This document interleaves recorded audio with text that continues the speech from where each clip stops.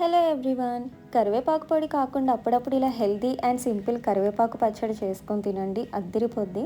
ఇంకేమాత్రం late చేయకుండా process చూసేద్దాం.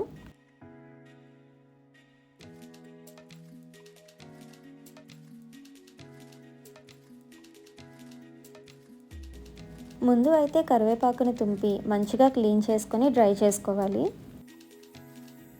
Next ధనియాలు 2 టేబుల్ స్పూన్, జీలకర్ర 1 టీ స్పూన్, ఎండుమిర్చి 10, వెల్లుల్లి 7, చింతపండు చిన్న సైజ్ వీడియోలో చూపించినట్టు, బెల్లం 2 టేబుల్ స్పూన్. మీకు కావాలంటే ఇంకా యాడ్ చేసుకోవచ్చు. ఇప్పుడు కడాయిలో ఆయిల్ వేసుకొని కొంచెం హీట్ అయ్యాక ధనియాలు వేసుకొని 3 to 4 మినిట్స్ వరకు మంచిగా ఫ్రై చేసుకోవాలి, కొంచెం క్రిస్పీ వచ్చే వరకు. తర్వాత జీలకర్ర కూడా ఫ్రై చేసుకోవాలి, ఎండుమిరపకాయలు కూడా ఫ్రై చేసుకొని కరివేపాకు యాడ్ చేయాలి. అవి క్రిస్పీగా అయ్యేంత వరకు ఫ్రై చేసుకోవాలి.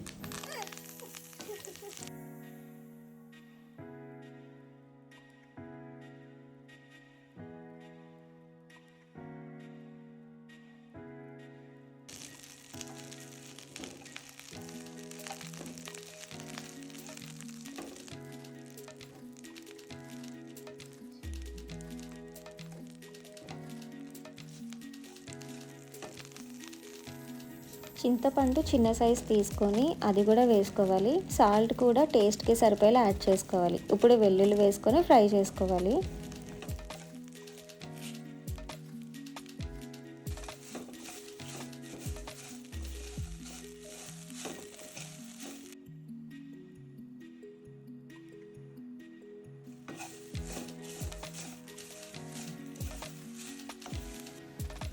ఫ్రై చేసుకున్నవన్నీ మిక్సీలో యాడ్ చేసుకొని బ్లెండ్ చేయండి. ఇలా పౌడర్లో వచ్చిన తర్వాత అయితే బెల్లం కూడా వేసుకొని మళ్ళీ బ్లెండ్ చేసుకోవాలి. ఇలా పౌడర్లా ఉంది అని అనుకోకండి, కాచి చల్లార్చిన వాటర్ యాడ్ చేసి బ్లెండ్ చేసుకోవాలి. సో ఇలా వాటర్ యాడ్ చేయడం వల్ల అయితే పచ్చడి మనకి నార్మల్ టెంపరేచర్లో కూడా వీక్ డేస్ వరకు ఉంటుంది, పాడవకుండా. ఇప్పుడైతే తాలింపుకి ఆయిల్ వేసుకొని ఆవాలు, జీలకర్ర, ఎండుమిర్చి, వెల్లుల్లి, పచ్చిశనగపప్పు, కరివేపాకు అండ్ మినపప్పు కూడా యాడ్ చేసుకోండి. దానిలోనే కరివేపాకు పచ్చడి వేసుకొని కొంచెం సేపు ఫ్రై చేసుకోవాలి.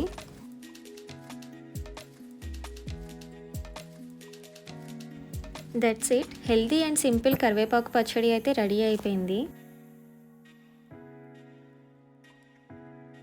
ఇది బయట అయితే వీక్ డేస్ వరకు ఉంటుంది. అదే మనం ఎక్కువ క్వాంటిటీలో చేసుకుంటే ఫ్రిడ్జ్లో పెట్టుకోవచ్చు, అప్పుడు ఇంకా ఎక్కువ డేస్ అయితే ఉంటుంది. మేమైతే చేసిన సెకండ్ డేనే ఖాళీ చేసేసాం. ఒకసారి ఇలా ట్రై చేయండి, మీకు డెఫినెట్గా నచ్చుతుంది. Thanks for watching. Do subscribe. Reds for you.